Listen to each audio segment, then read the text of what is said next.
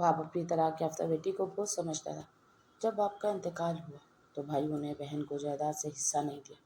بہن خاموشی سے باپ کے سرہانے پڑی، پرانی قرآن پاک اٹھا کر لے گئی۔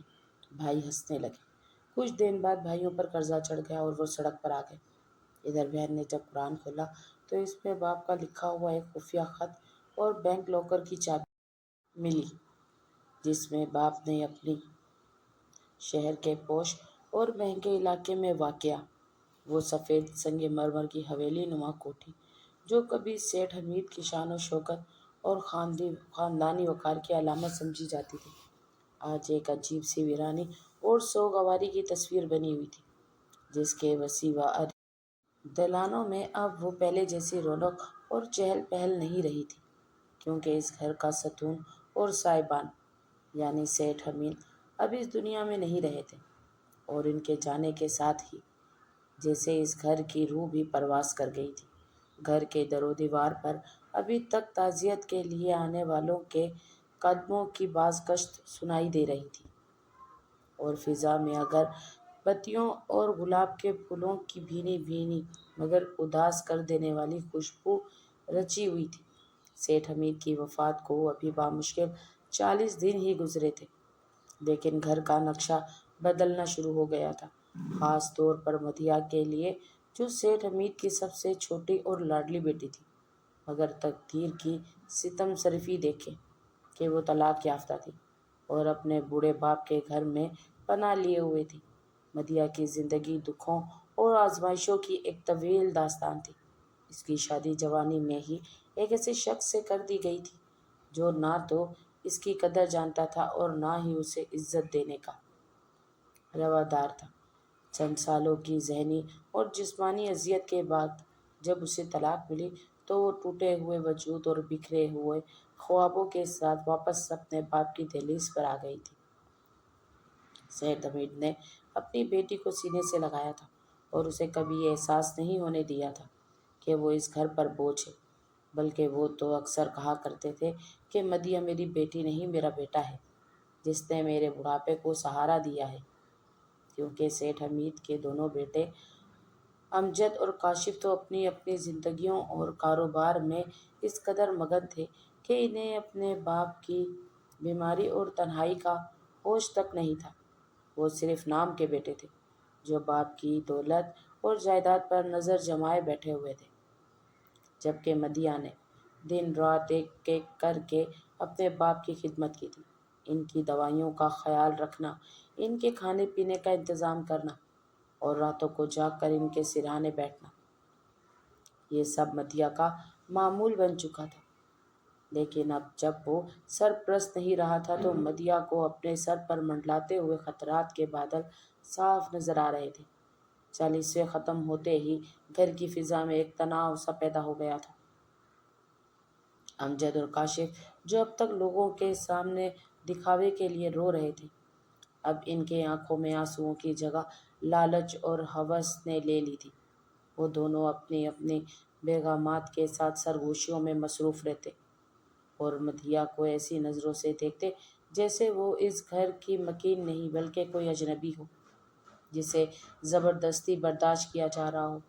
مدیحہ جو اپنے کمرے میں جائے نماز پر بیٹھی اپنے باپ کی بخشش کی دعائیں مانگ رہی تھی، اسے باہر ہونے والی سازشوں کی بھنک پڑ چکی تھی، لیکن وہ کیا کر سکتی تھی؟ وہ ایک کمزور اور بے سہارا عورت تھی جس کا واحد سہارا اس کا باپ تھا، اور اب وہ بھی مٹی کے نیچے جا چکا تھا۔ ایک شام جب سورج غروب ہو رہا تھا اور حویلی پر اداسی کا سایہ گہرا ہو رہا تھا، امجد نے مدیحہ کو دیوان خانے میں بلایا جہاں کاشف اور ان دونوں کی بیگمات پہلے سے موجود تھیں۔ ان سب کے چہرے سپاٹ اور سنجیدہ تھے، جیسے کسی بہت بڑے فیصلے کا اعلان ہونے والا ہو۔ مدیحہ ڈرتے ڈرتے وہاں پہنچی اور ایک کونے میں کھڑی ہو گئی۔ اسے اپنے بھائیوں کے تیور دیکھ کر اندازہ ہو گیا تھا کہ آج کوئی برا ہونے والا ہے۔ امجد نے گلا صاف کرتے ہوئے بات کا آغاز کیا کہ دیکھو مدیحہ، اب ابا جان تو رہے نہیں اور اس گھر کا نظام چلانا اب ہماری ذمہ داری ہے۔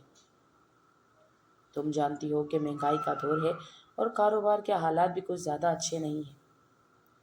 ایسے میں اتنے بڑے گھر کے اخراجات اٹھانا اور پھر تمہاری ذمہ داری نبھانا ہمارے لیے مشکل ہو رہا ہے۔ کاشف نے فوراً اپنے بڑے بھائی کی تائید کی اور بولا، ہاں بالکل، بھائی ٹھیک کہہ رہے ہیں۔ اور ویسے بھی مدیحہ، تم ماشاءاللہ سمجھدار ہو۔ تمہیں پتہ ہونا چاہیے کہ طلاق یافتہ بہنوں کا بھائیوں کے گھر میں یوں پوری زندگی بیٹھے رہنا معاشرے میں اچھا نہیں سمجھا جاتا۔ ہماری بھی بیٹیوں والے گھر ہیں۔ کل کو لوگ باتیں بنائیں گے کہ ان کے گھر میں طلاق یافتہ پھوپھو بیٹی ہے تو ہماری بچیوں کے رشتوں میں رکاوٹ آئے گی۔ مدیحہ ان کی باتیں سن کر دنگ رہ گئی، جیسے اسے یقین نہیں آ رہا تھا کہ یہ وہی بھائی ہیں جس کے ساتھ اس نے بچپن گزارا تھا، جس کے کپڑے وہ دھوتی تھی، جن کے لیے وہ اپنے حصے کی چیزیں قربان کر دیتی تھی۔ آج وہی بھائی اسے معاشرے کا طعنہ دے کر گھر سے نکال تمہید باندھ رہے تھے۔ اس کی بھابھیوں کے چہروں پر ایک طنزیہ مسکراہٹ تھی جو مدیحہ کے دل کو نشتر کی طرح لگ رہی تھی۔ مدیحہ نے کانپتی ہوئی آواز میں کہا، بھائی آپ یہ کیسی باتیں کر رہے ہیں؟ یہ گھر تو ابا جان کا ہے اور میں آپ کی بہن ہوں۔ میں کہاں جاؤں گی؟ میرا تو اس دنیا میں آپ دونوں کے سوا کوئی نہیں ہے۔ کیا ابا جان کے مرتے ہی آپ لوگ مجھے بھول گئے؟ امجد نے غصے سے کہا، جذبات سے کام مت لو مدیحہ۔ یہ گھر ابا جان کا تھا، مگر اب قانوناً اور شرعیاً یہ ہمارا ہے، کیونکہ ہم بیٹے ہیں اور وارث ہیں۔ تم تو پرائی ہو، تمہاری شادی ہو گئی تھی، تمہیں تمہارا حصہ تبھی مل گیا تھا جب ابا جان نے تمہاری شادی پر لاکھوں روپے خرچ کیے تھے۔ اب اس جائیداد میں تمہارا کوئی حق نہیں بنتا۔ کاشف نے مزید زہر اگلا اور کہا، ویسے بھی تم نے ابا جان کے آخری دنوں میں ان کے دماغ میں قبضہ کر لیا تھا۔ پتہ نہیں ان سے کیا کیا لکھوا لیا ہوگا، لیکن ہم تمہیں بتا دیں کہ ہم 1 انچ زمین یا 1 پیسہ بھی نہیں تمہیں دیں گے۔ تم ہمارے لیے ایک بوجھ ہو جسے ہم مزید نہیں اٹھا سکتے۔ مدیحہ کی آنکھوں سے آنسو جاری ہو گئے۔ اس نے ہاتھ جوڑ کر کہا، خدا کے لیے ایسا مت کہیں۔ میں نے ابا جان کی خدمت کسی لالچ میں نہیں کی تھی۔ وہ میرے باپ تھے، میری جنت تھے۔ مجھے آپ کی جائیداد نہیں چاہیے، مجھے فیکٹریاں نہیں چاہیے، مجھے بس اس گھر کے ایک چھوٹے سے کونے میں رہنے دیں۔ میں آپ کی نوکرانی بن کر رہ لوں گی، گھر کا سارا کام کروں گی، بچوں کو سنبھالوں گی، بس مجھے چھت سے محروم نہ کریں۔ باہر کی دنیا بہت ظالم ہے، میں اکیلی عورت کہاں ٹھوکریں کھاتی پھروں گی؟ لیکن پتھر دل بھائیوں اور ان کی محبت پر مدیحہ کی گریہزاری کا کوئی اثر نہیں ہوا۔ بڑی بھابھی نے طنزیہ لہجے میں کہا، ارے واہ، نوکرانی بن کر رہو گی اور پھر آہستہ آہستہ پورے گھر پر قبضہ کر لو گی۔ ہم تمہاری چالوں کو خوب سمجھتی ہیں۔ تم مظلوم بن کر ہمارے شوہروں کو جذباتی کر رہی ہو، لیکن یہ نہیں ہوگا۔ تمہیں یہ گھر چھوڑنا ہی پڑے گا، اور وہ بھی آج اور ابھی۔ امجد نے فیصلہ کن انداز میں کہا، دیکھو مدیحہ، ہمارے پاس فالتو وقت نہیں ہے۔ ہم نے فیصلہ کر لیا ہے کہ اس گھر کو بیچ کر ہم دونوں بھائی حصہ تقسیم کریں گے اور اپنا الگ الگ کاروبار کریں گے۔ اس لیے اس گھر میں تمہارے لیے کوئی جگہ نہیں ہے۔ تم اپنا سامان اٹھاؤ اور جہاں جانا ہے جاؤ، چاہے کسی رشتہ دار کے پاس جاؤ یا کسی خیراتی ادارے میں۔ یہ تمہارا مسئلہ ہے، ہمارا نہیں۔ مدیحہ نے بھائیوں کے چہروں کی طرف دیکھا۔ جہاں اسے رحم کی کوئی رمق نظر نہیں آئی، وہ سمجھ گئی کہ اب منت سماجت کا کوئی فائدہ نہیں ہے۔ خون سفید ہو چکا ہے اور رشتوں کی ڈور ٹوٹ چکی ہے۔ اس نے اپنے آنسو پوچھے اور ایک گہری سانس لی۔ اس کے اندر کی کمزور عورت اچانک کہیں غائب ہو گئی اور اس کی جگہ سیٹھ حمید کی بیٹی نے لے لی، جس میں خودداری اور عزت نفس کوٹ کوٹ کر بھری تھی۔ اس نے سر اٹھا کر اپنے بھائیوں کو دیکھا اور کہا، ٹھیک ہے، اگر آپ لوگ یہی چاہتے ہیں تو میں چلی جاؤں گی۔ میں آپ لوگوں پر بوجھ بن کر نہیں رہوں گی، لیکن یاد رکھنا بھائی، آج آپ مجھے گھر سے نہیں نکال رہے، بلکہ اپنی برکت اور رحمت کو نکال رہے ہیں۔ ابا جان کہتے تھے کہ بیٹیاں گھر کی رحمت ہوتی ہیں، لیکن آپ لوگوں نے اس رحمت کو زحمت سمجھ لیا ہے۔ میں جا رہی ہوں، لیکن میں اپنا حق معاف نہیں کروں گی۔ میرا فیصلہ اب میرا خدا کرے گا۔ کاشف نے حقارت سے ہنس کر کہا، جاؤ جاؤ، بڑی آئی خدا کے فیصلے والی، اپنا حق معاف نہیں کرے گی، جیسے ہم اس کے حق کے محتاج ہیں، نکلو یہاں سے، اور خبردار جو جاتے ہوئے کوئی قیمتی چیز ساتھ لے کر گئی، ہم تمہارے سامان کی تلاشی لیں گے۔ مدیحہ نے کہا، مجھے تمہاری دولت اور زیورات کا کوئی شوق نہیں ہے، تم اپنی یہ کاغذ کی کشتیاں سنبھال کر رکھو، میں اس گھر سے کچھ نہیں لے کر جاؤں گی، سوائے ایک چیز کے۔ مدیحہ کی یہ بات سن کر سب چونک گئے۔ امجد نے شک بھری نظروں سے پوچھا، کیا چیز؟ کہیں تم زیورات یا اماں کے کنگن تو نہیں مانگ رہی؟ وہ سب ہماری ملکیت ہے۔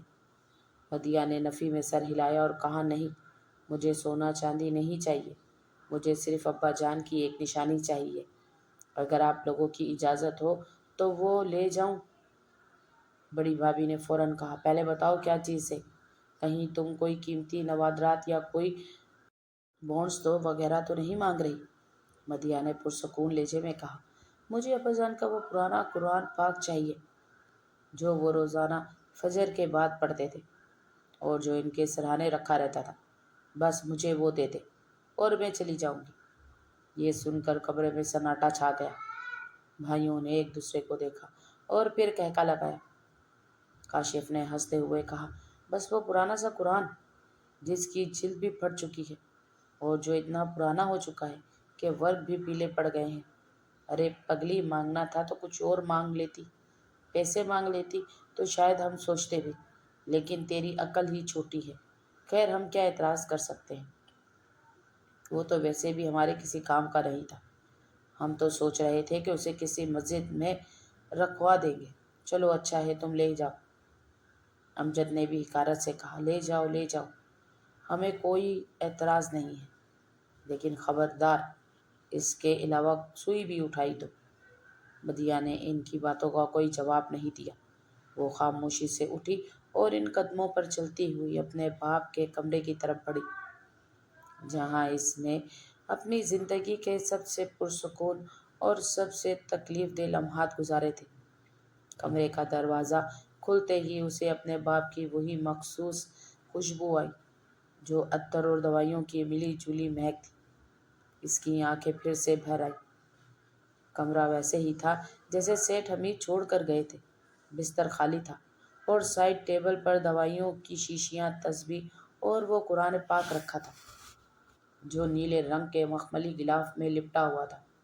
یہ غلاف مدیحہ نے خود اپنے ہاتھوں سے سیا تھا اور اس پر سنہری دھاگے سے کڑھائی کی تھی۔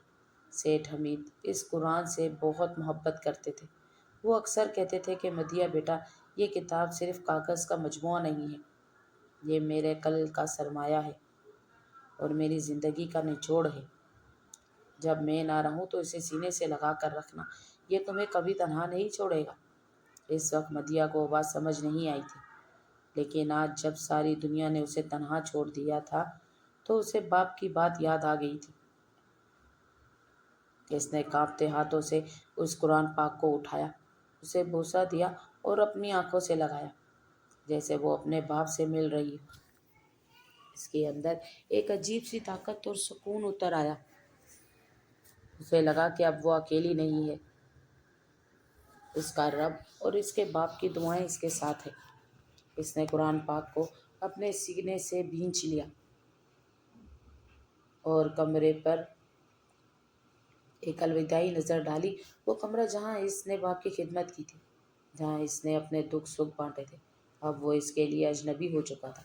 وہ آہستہ آہستہ قدموں سے چلتی ہوئی واپس دیوان خانے میں آئی جہاں بھائی اور بھابھیاں اس کے جانے کا بے صبری سے انتظار کر رہے تھے۔ انہوں نے دیکھا کہ مدیحہ کے ہاتھ میں صرف وہی پرانا قرآن پاک ہے اور اس کے علاوہ کچھ نہیں۔ امجد نے طنزیہ انداز میں کہا، لے لیا اپنا خزانہ، اب جاؤ اور دوبارہ مڑ کر مت دیکھنا۔ مدیحہ نے ان کی طرف دیکھا۔ اس کی نظروں میں نہ غصہ تھا نہ شکایت، بلکہ ایک عجیب سا رحم تھا جسے وہ ان کی عقل پر ماتم کر رہی ہو۔ اس نے صرف اتنا کہا، اللہ نگہبان، اور مڑ کر دروازے کی طرف چل پڑی۔ حویلی کا وہ بھاری اور عالیشان دروازہ جو کبھی اس کے لیے فخر کی علامت تھا، آج اسے باہر دھکیل رہا تھا۔ وہ چلتی رہی یہاں تک کہ گیٹ تک پہنچ گئی۔ چوکیدار نے سر اٹھا کر گیٹ کھولا۔ اس کی آنکھوں میں بھی نمی تھی کیونکہ وہ مدیہ بی بی کی شرافت اور نیکی کا گواہ تھا۔ مدیہ نے دہلیز پار کی اور سڑک پر قدم رکھا۔ شام کا اندھیرا اب رات کی سیاہی میں بدل رہا تھا اور سرد ہوا کے جھونکے چل رہے تھے۔ مدیہ کے پاس نہ کوئی ٹھکانہ تھا نہ کوئی سمت، لیکن اس کے سینے سے لگا وہ کلام الہی اسے روشنی دکھا رہا تھا۔ پیچھے حویلی کا گیٹ ایک زوردار دھماکے سے بند ہوا جس نے اس کے اور اس کے ماضی کے درمیان ہمیشہ کے لیے ایک دیوار کھڑی کر دی تھی۔ وہ خالی ہاتھ تھی، نہ پیسہ، نہ زیور، نہ چھت، لیکن وہ پھر بھی سب سے زیادہ دولت مند تھی کیونکہ وہ اپنے باپ کی سب سے قیمتی نشانی اور خدا کا کلام لے کر نکلی تھی۔ جبکہ اس کے بھائی، جو خود کو بہت ہوشیار اور کامیاب سمجھ رہے تھے، وہ نہیں جانتے تھے کہ انہوں نے مٹی کے ڈھیر کے بدلے ہیرے کو ٹھکرا دیا ہے اور اپنی بدقسمتی کو خود دعوت دی ہے۔ مدیہ سڑک کے کنارے فٹ پاتھ پر چلتی رہی۔ اس کا دوپٹہ ہوا میں لہرا رہا تھا اور وہ قرآن پاک کو ایسے تھامے ہوئے تھی جیسے کوئی ماں اپنے بچے کو تھامتی ہے۔ اسے نہیں معلوم تھا کہ اگلی صبح کہاں ہوگی، لیکن اسے یقین تھا کہ جو خدا اسے یہاں تک لایا ہے وہ اسے آگے بھی راستہ دکھائے گا۔ بھائیوں نے اسے گھر سے نکال کر سمجھا کہ وہ جیت گئے ہیں، لیکن وہ یہ بھول گئے تھے کہ ظلم کی جیت عارضی ہوتی ہے اور مظلوم کی آہ عرش ہلا دیتی ہے۔ مدیہ کی آنکھوں سے گرنے والا ہر آنسو اس کی بربادی کا پیش خیمہ تھا جو ابھی انہیں نظر نہیں آ رہا تھا، مگر قدرت نے اپنا حساب کتاب شروع کر دیا تھا اور مکافات عمل کی چکی چل پڑی تھی جس کی آواز ابھی مدھم تھی مگر عنقریب وہ طوفان بننے والی تھی۔ مدیہ اندھیروں میں گم ہو گئی، لیکن اس کے ہاتھ میں موجود وہ کتاب ایک ایسا چراغ تھی جو عنقریب اس کی زندگی کو روشن کرنے والی تھی اور ان اندھیروں کو چیر کر اسے وہ مقام دینے والی تھی جس کا اس کے بھائی تصور بھی نہیں کر سکتے تھے۔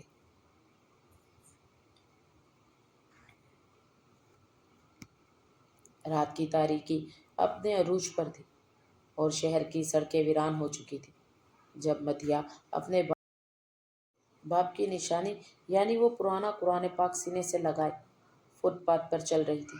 سرد ہوا کے بے رحم تھپیڑے اس کے وجود کو لرزا رہے تھے۔ اس کی چادر بار بار ہوا سے اڑ رہی تھی مگر اس کے دل میں ایک عجیب سی حرارت اور سکون تھا جو اس کلام الہی کی برکت سے پیدا ہو رہا تھا جسے وہ تھامے ہوئے تھی، اور اسے ایسے محسوس ہو رہا تھا جیسے اس کے بوڑھے باپ کا ہاتھ ابھی بھی اس کے سر پر ہے اور کوئی غیبی طاقت اس کے قدموں کو سہارا دے رہی ہے۔ اس کے پاس سر چھپانے کی کوئی چھت نہیں تھی اور نہ ہی جیب میں کوئی پیسہ تھا۔ اس نے کئی بار سوچا کہ وہ کہاں جائے، کس کا دروازہ کھٹکھٹائے۔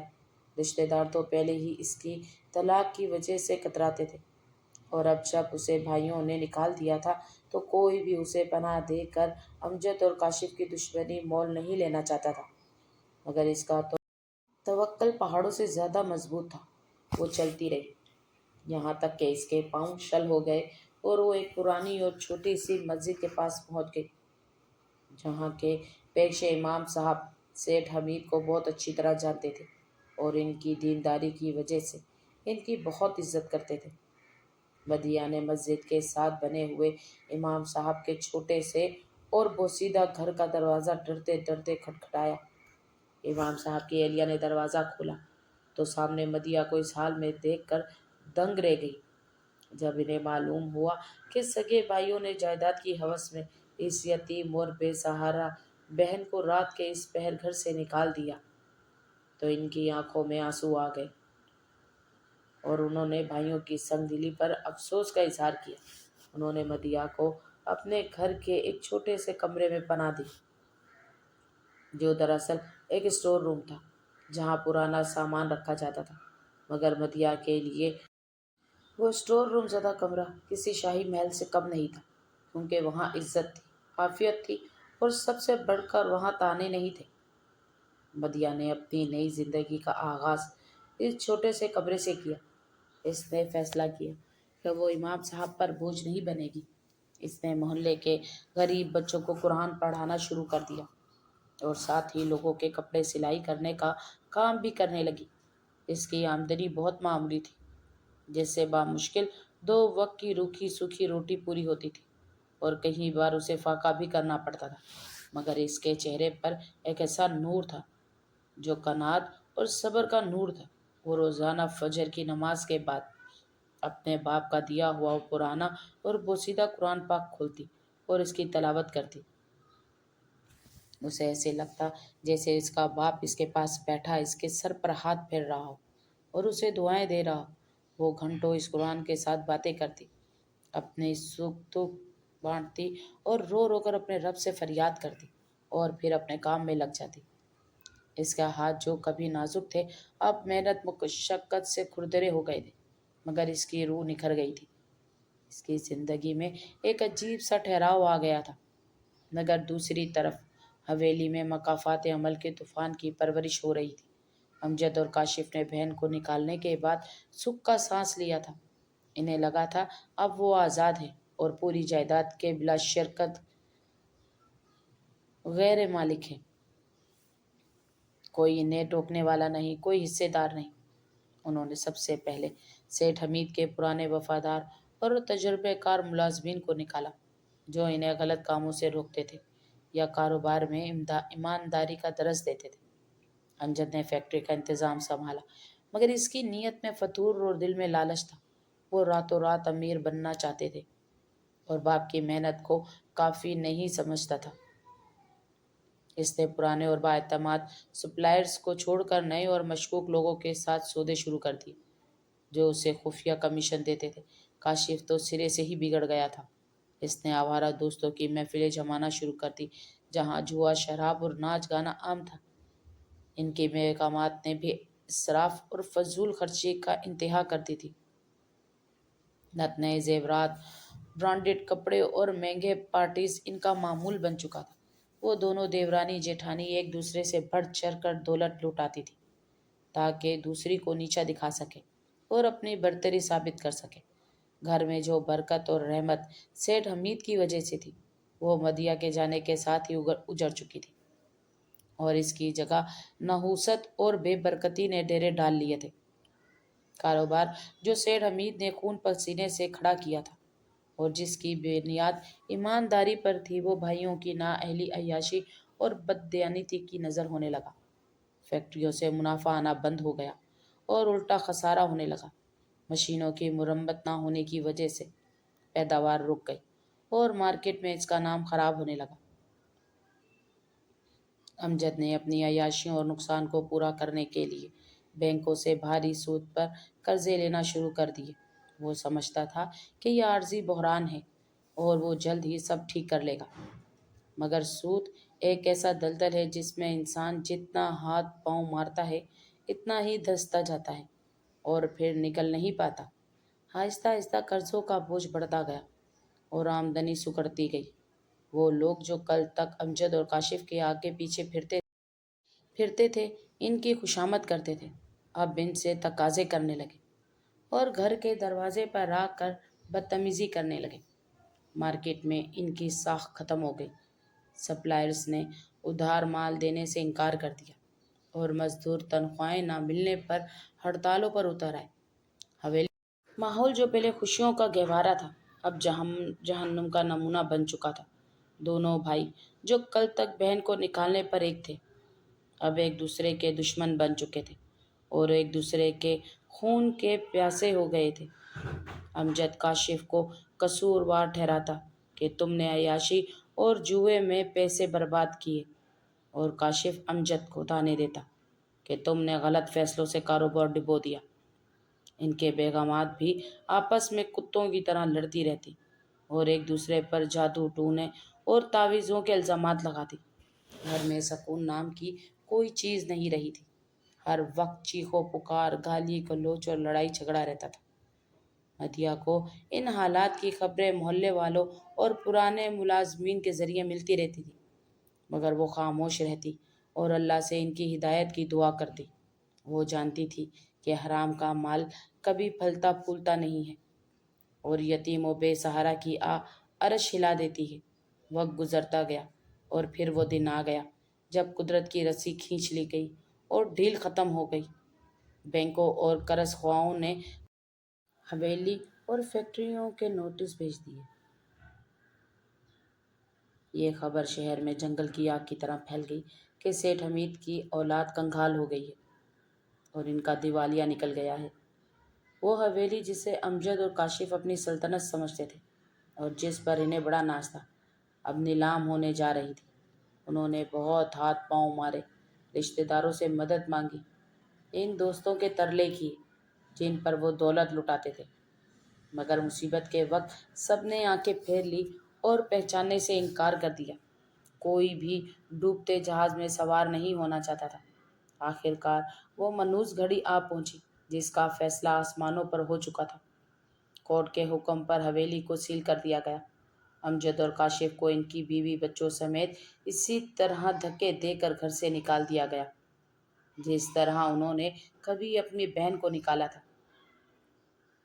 فرق صرف یہ تھا کہ مدیحہ عزت اور وقار کے ساتھ نکلی تھی، اس کا سر اونچا تھا، اور یہ ذلت اور رسوائی کے ساتھ نکالے گئے تھے۔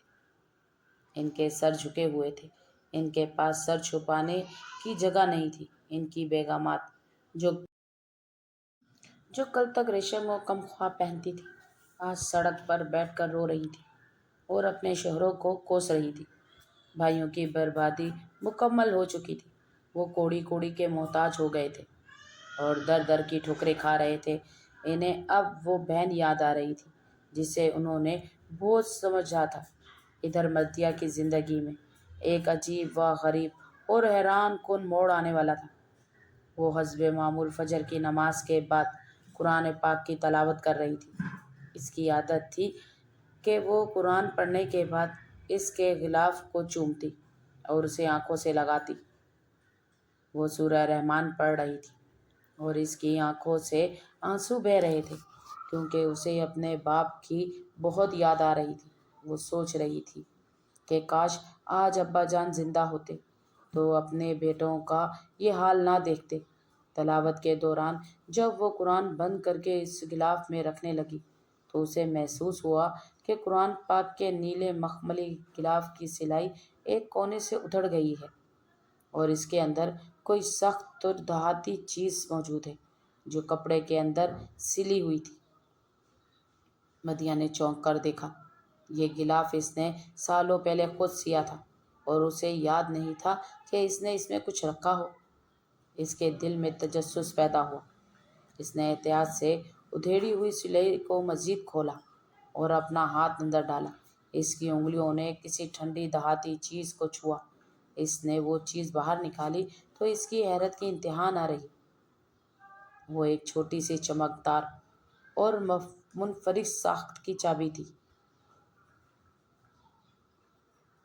جس پر ایک خاص نمبر 786 کندہ تھا اور اس کے ساتھ ایک طے شدہ ایک بوسیدہ سا کاغذ بھی کا پرزہ بھی تھا جو شاید سالوں سے اس غلاف کی تہ میں چھپا ہوا تھا اور کسی کی نظروں میں نہیں آیا تھا۔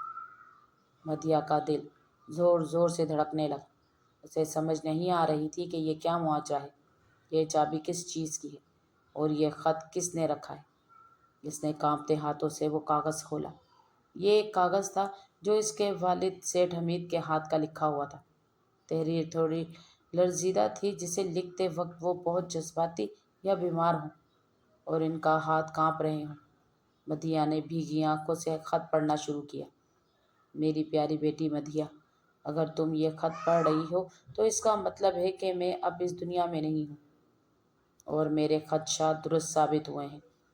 مجھے معلوم تھا کہ میرے بعد میرے بیٹے تمہیں تنہا چھوڑ دیں گے اور جائیداد کی ہوس میں تمہیں گھر سے نکال دیں گے۔ میں ان کی فطرت سے واقف تھا۔ میں جانتا تھا کہ وہ اس قرآن پاک کو کبھی کھول کر بھی نہیں دیکھیں گے کیونکہ ان کے دلوں پر مہر لگ چکی ہے اور وہ دنیا کی رنگینیوں میں گم ہو چکے ہیں۔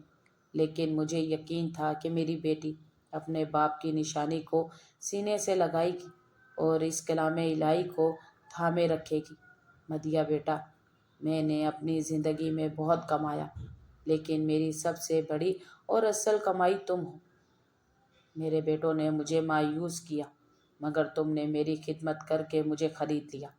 میں جانتا تھا کہ وہ تمہیں جائیداد سے محروم کر دیں گے اور تمہیں سڑک پر لا کھڑا کریں گے، اس لیے میں نے اپنی زندگی میں ہی ایک بندوبست کر دیا تھا۔ یہ چابی جو تمہیں ملی ہے یہ شہر کے سب سے بڑے بینک کے ایک پرائیویٹ اور خفیہ لاکر کی ہے، جس کا نمبر 786 ہے۔ یہ لاکر میں نے صرف تمہارے نام پر لیا تھا اور اس کی وصیت بینک میں موجود ہے۔ اس میں وہ سب کچھ ہے جو تمہارا حق ہے، اور شاید اس سے بھی زیادہ یہ تمہارا صبر، خدمت اور وفاداری کا صلہ ہے، اور اس بات کا ثبوت ہے کہ اللہ کبھی کسی کا حق ضائع نہیں کرتا۔ جاؤ بیٹی اور اپنا حق وصول کرو، اور یاد رکھنا کہ دولت آزمائش ہے، اسے نیکی کے راستے پہ خرچ کرنا، اور کبھی غرور مت کرنا۔ تمہارا ابا حمید۔ مدیحہ خط پڑھ کر سجدے میں گر گئی اور پھوٹ پھوٹ کر رونے لگی۔ اسے یقین نہیں آ رہا تھا کہ اس کے باپ نے اس کے لیے کتنا سوچا ہوا تھا۔ وہ سمجھ رہی تھی کہ وہ بے سہارا ہے، مگر اس کا باپ قبر میں جا کر بھی اس کا سہارا بنا ہوا تھا اور اس کی حفاظت کر رہا تھا۔ وہ دیر تک جائے نماز پر بیٹھی روتی رہی اور اللہ کا شکر ادا کرتی رہی جس نے اسے رسوا نہیں کیا تھا۔ اس نے وہ چابی اور خط مضبوطی سے مٹھی میں دبا لیا اور اٹھ کھڑی ہوئی۔ اب اس کے اندر ایک نئی ہمت اور اعتماد تھا۔ وہ جانتی تھی کہ یہ چابی صرف دولت کی چابی نہیں ہے، بلکہ اس کی کھوئی ہوئی عزت اور مقام کی چابی ہے۔ اس نے جلدی سے تیار ہو کر اپنے پرانے اور پیوند لگے برقعے میں بینک جانے کا ارادہ کیا۔ بینک پہنچ کر اس نے مینیجر سے ملاقات کی۔ خواہش ظاہر کی۔ بینک کا عملہ اس کے حلیے کو دیکھ کر اسے روکنے لگا، مگر جب اس نے اپنے باپ کا حوالہ دیا تو مینیجر نے اسے فوراً بلا لیا۔ مینیجر سیٹھ حمید کو اچھی طرح جانتا تھا اور ان کا عقیدت مند تھا۔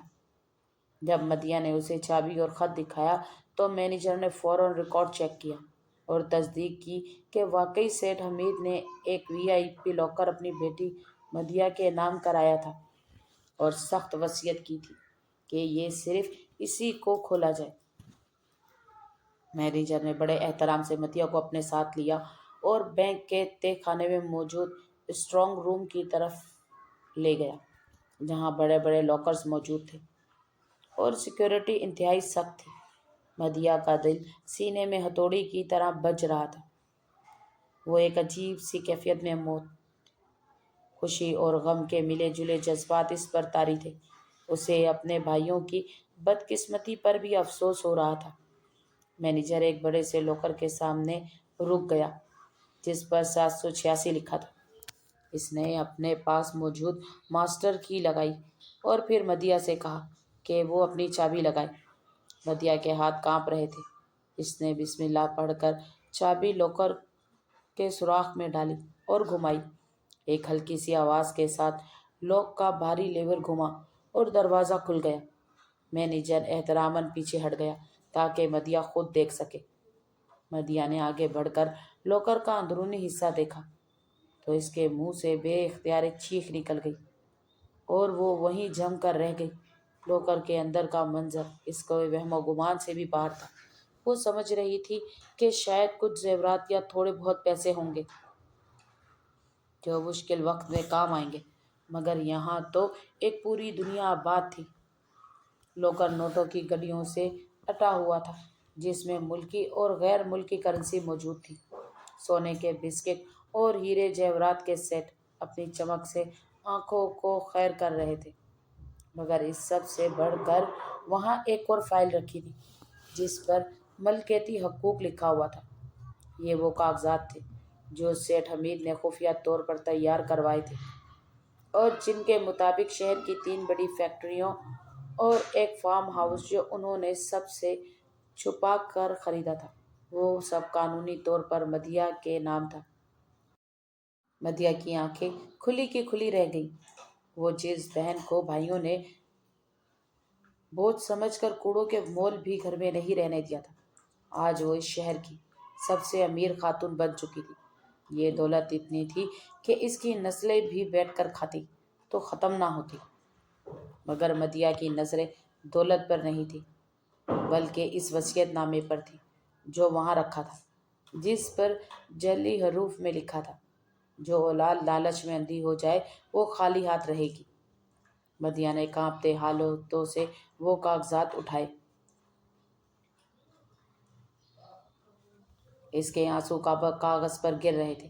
اسے اپنے بھائیوں پر ترس آ رہا تھا جنہوں نے عارضی فائدے کے لیے اتنا بڑا نقصان کر لیا تھا۔ وہ سوچ رہی تھی کہ اللہ کی لاٹھی کتنی بے آواز ہے۔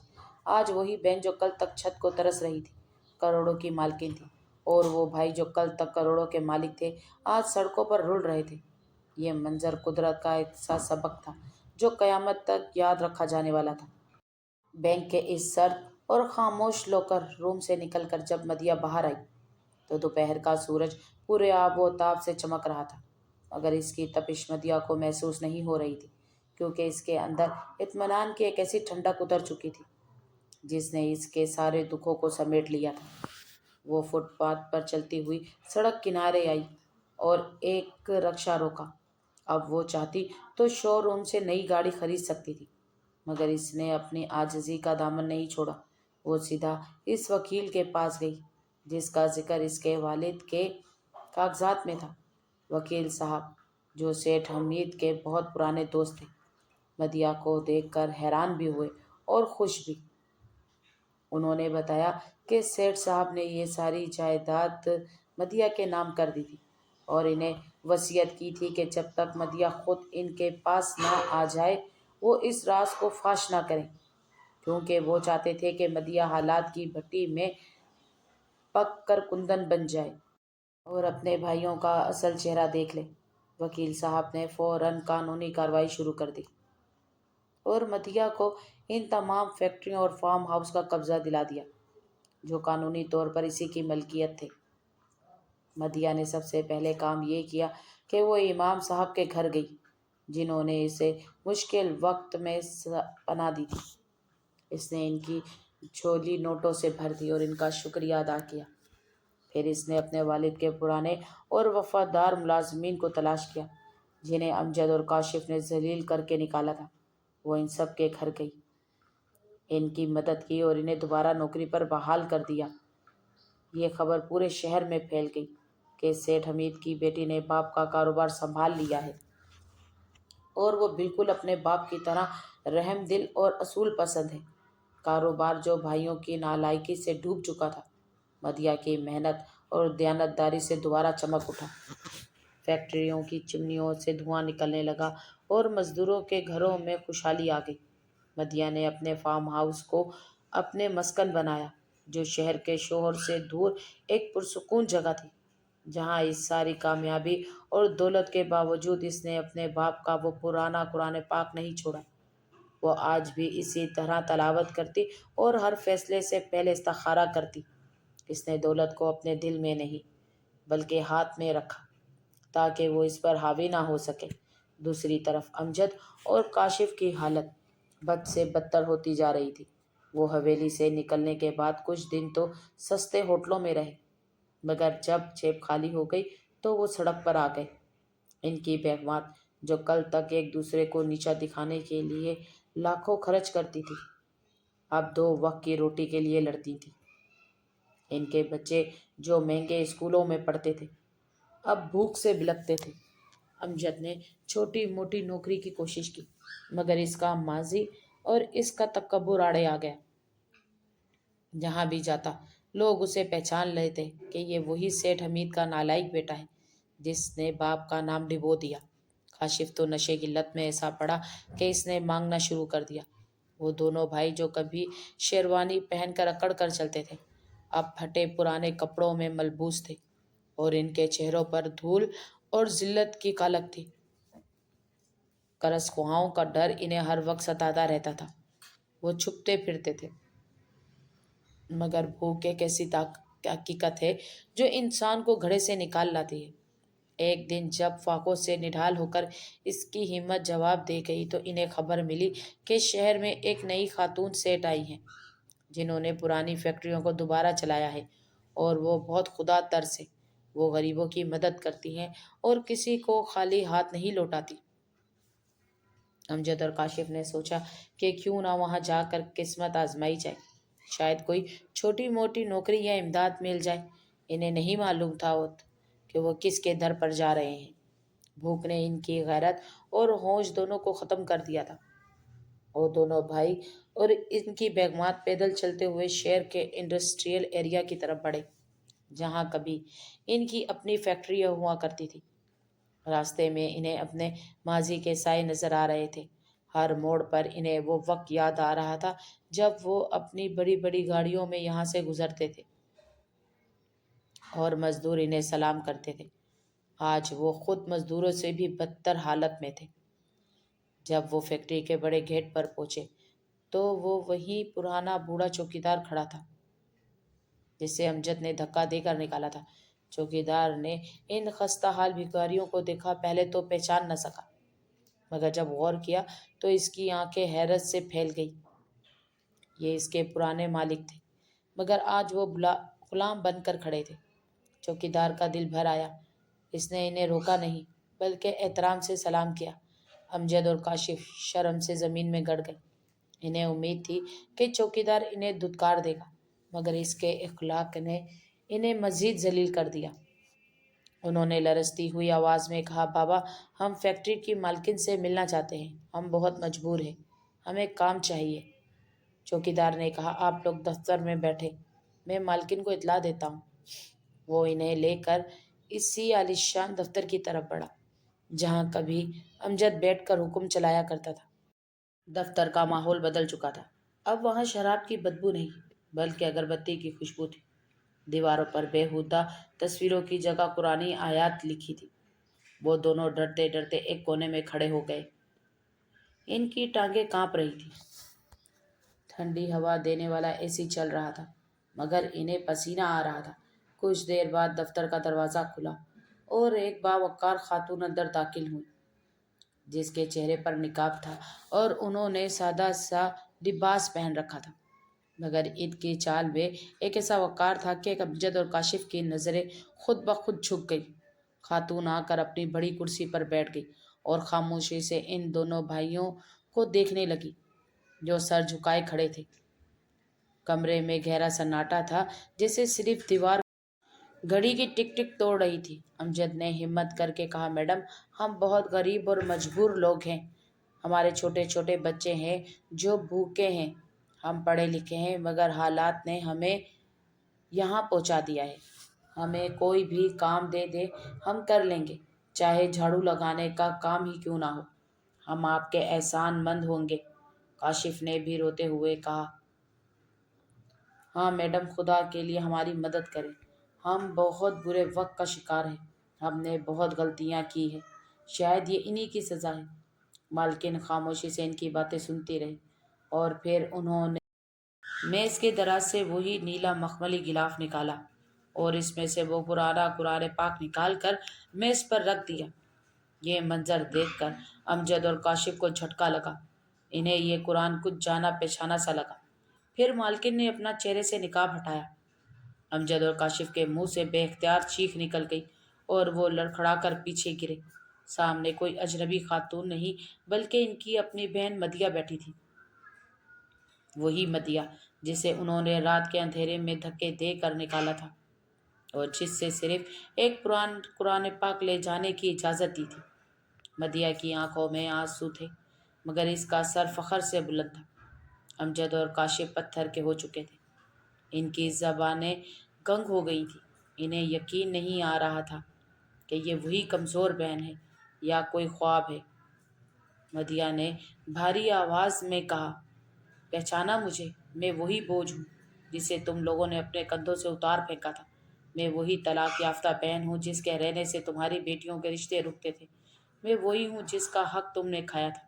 دیکھو آج اللہ نے کیا کیا، آج میں اسی کرسی پر ہوں اور تم وہاں کھڑے ہو جہاں کبھی میں کھڑی تھی۔